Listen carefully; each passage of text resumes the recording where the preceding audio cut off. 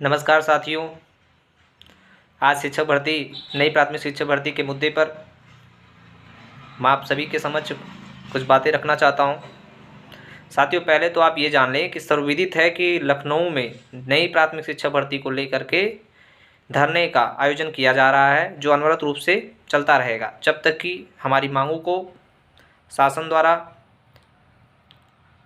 उस पर कोई ठोस लिखित कार्रवाई नहीं की जाती या शिक्षक भर्ती का विज्ञापन नहीं जारी होता, तब तक वो अनवरत धरना चलता रहेगा।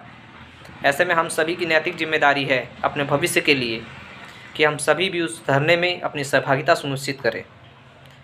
जो अभ्यर्थी अभी तक नहीं पहुंच पाए हैं, ऐसे सभी अभ्यर्थी जो है जल्द से जल्द पहुंचने की योजना बना लें, जिससे कि वहां उपस्थित अभ्यर्थियों, भाइयों, बहनों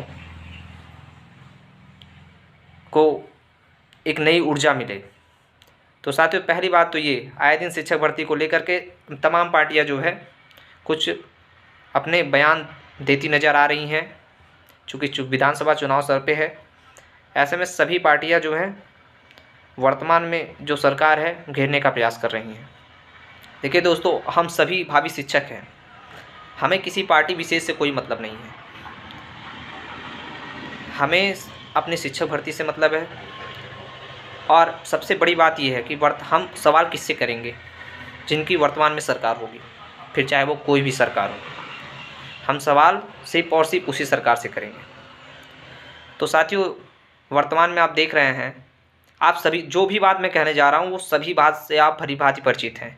लेकिन बात यहाँ पे एक खुली चेतावनी सभी पार्टियों से कि साथियों, जिस प्रकार से आप लोग विधानसभा चुनाव को देखते हुए अपनी सीट के लिए रोटी सेकते नज़र आ रहे हैं। भारत एक युवा राष्ट्र है और सबसे बड़ी बात यही हम लोगों के लिए है कि हम युवाओं का राष्ट्र होते हुए भी हमारे युवाओं की बात को बिल्कुल भी तवज्जो नहीं दी जाती।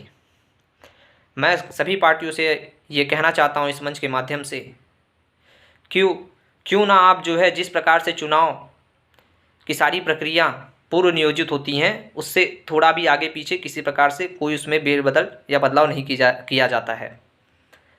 आप चुनाव से पहले चुनाव आयोग उसके चुनाव होने की तिथि, मतगणना की तिथि, परिणाम जारी होने की तिथि, शपथ ग्रहण की तिथि, ये पूर्व में ही विदित हो जाता है और इसमें एक भी दिन का अंतराल आप नहीं देखने को पाएंगे साथियों।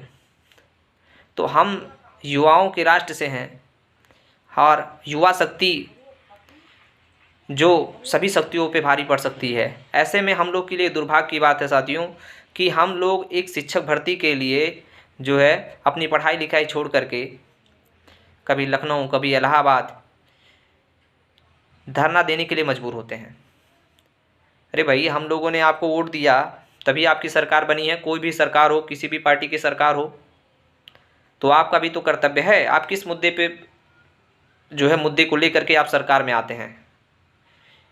जो बेसिक चीज़ें हैं, शिक्षा है, स्वास्थ्य है, ये दो चीज़ें तो ऐसी हैं साथियों कि जो किसी भी सरकार को सबसे अपने फर्स्ट प्रायोरिटी में रखनी चाहिए। शिक्षा और स्वास्थ्य ये सबसे इम्पॉर्टेंट फैक्ट है। बाकी चीज़ें अगर कुछ कम भी रहेंगी तो चल जाएगा साथियों।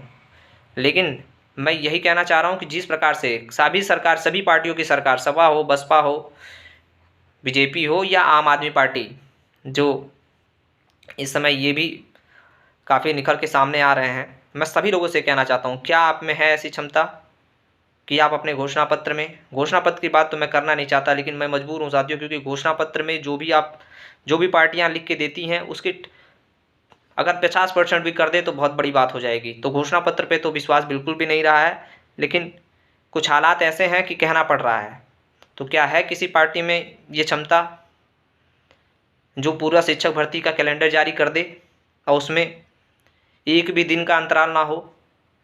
क्या है किसी पार्टी में ये क्षमता जो किसी भी शिक्षक भर्ती को बिना कोर्ट में फंसाए नियुक्ति तक ले जा सके? क्या है किसी पार्टी में ये क्षमता जो पेपर को बिना वायरल किए उसकी शुचिता को बनाए रखकर किसी एग्ज़ाम की भली भांति को कंडक्ट करा सके? मैं पूछता हूँ ऐसे सभी पार्टियों से मैं ये सवाल करना चाहता हूँ, क्या है ये वीडियो आप सभी पार्टियों तक पहुँचाएं ज़रूर। क्या है आप में ये क्षमता? तो आप जो है अपने घोषणा पत्र पे या प्रेस के माध्यम से या अपने पेज सोशल मीडिया के माध्यम से आकर के आप ये बताएं। हम सभी बेरोजगार शिक्षक साथियों जो भी हैं 21 lakh 22 lakh TET C TET pass अभ्यर्थी या जो अभी पास नहीं हुए हैं, जो भविष्य में भी पास हो करके आगे शिक्षक बनने का प्रयास कर रहे हैं, प्रयासरत हैं, उन सभी का वोट निस्संदेह आपको मिलेगा, एक खुले मंच से मिलेगा और डंके की चोट पे मिलेगा। ठीक है दोस्तों, तो आप सभी लोग शिक्षक भर्ती के लिए चल रहे धरने में अपना जितना अधिक से अधिक सहयोग हो सके आप वहाँ पे उपस्थित होकर, साथियों का मनोबल टूटना नहीं चाहिए, क्योंकि ये धरना सिर्फ उनके लिए नहीं है, ये हमारे आपके भविष्य के लिए है धरना। हमारे आपके 3-4 सालों की जो मेहनत है, जो लागत है, खून पसीने की कमाई है, वो धरना उस सभी को साकार करेगा साथियों। ये दुर्भाग्य की ही बात है कि हम लोग भावी शिक्षक होते हुए लाठियों खाने पे मजबूर हैं। अपने हक को मांगने के लिए हम लोगों ने ये जो डिग्री ली है ये सब सरकार का ही चलाया हुआ तो कोर्स है। आप बीएड बीटीसी कॉलेज क्यों बनवा रहे हो भाई, जब आपके पास जो है रिक्त पद ही नहीं है, आपको वेतन देना पड़ रहा है। आपने शिक्षा मित्रों का समायोजन रद्द किया और उन्हीं की सीट पर किसी दूसरे को ला करके बैठा दिया। एक चेयर है, उस पर कोई बच्चा बैठा हुआ है, आप उस चेयर से उस बच्चे को उठा करके किसी अन्य बच्चे को उस चेयर पर बैठा दें, तो क्या आप इसे शिक्षक भर्ती मानेंगे?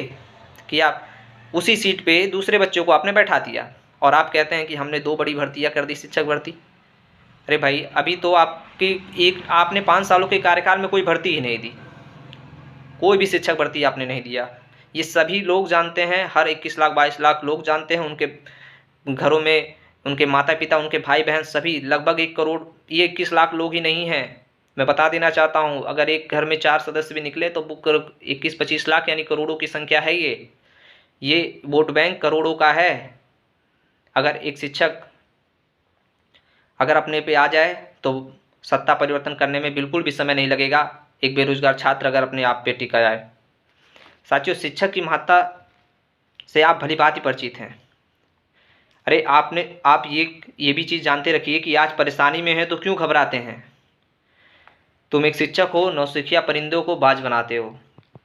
साथियों, कुछ पंक्तियां हैं मेरे पास जो मैं आपको बताना चाहता हूं, शायद सरकार की आंखों में या उनके दिमाग में कुछ चीज़ें पहुंच सके।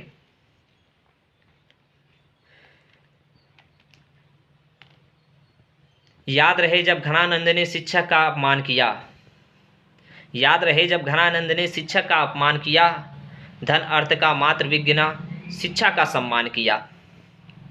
तब कैसे एक शिक्षक की चोटिल चोटी लहराई थी, तब कैसे एक शिक्षक की चोटिल चोटी लहराई थी, शिक्षक के आगे शासक की शक्ति भी बहराई थी। साथियों, कोई भी शासक कितना भी शक्तिशाली क्यों ना हो, अगर एक शिक्षक अपने पे आ जाए तो आप उसका इतिहास तो आपको सर्वविदित ही है कि क्या नतीजा निकलता है। किसी राष्ट्र के आनंद में चाणक्य जब भी पूजित होंगे, घनानंद मिट जाएंगे, चंद्रगुप्त तब शोभित होंगे। जब राष्ट्र की धाती पर शिक्षक शिक्षण का जय होगा, वो राष्ट्र मान ना खोता है, ना महिमा में कोई क्षय होगा। अंतिम 4 पंक्तियाँ आप सभी से साझा करना चाहता हूँ। इसलिए हे शासकगण, सभी पार्टियों के शासकों से, जो वर्तमान सरकार है या आने वाली सरकार है या कोई भी सरकार, सभी तक ये पंक्तियाँ पहुँचे। इसलिए हे शासकगण, याचन ऐसा ही शासन दो, शिक्षक की गरिमा बची रहे, स्वतंत्र है अनुशासन दो। फिर ऐसे ही अनुशासन से ये देश मेरा जन्नत होगा, चाणक्य जब भी पूजित होंगे, ये देश तभी जन्नत होगा। धन्यवाद साथियों।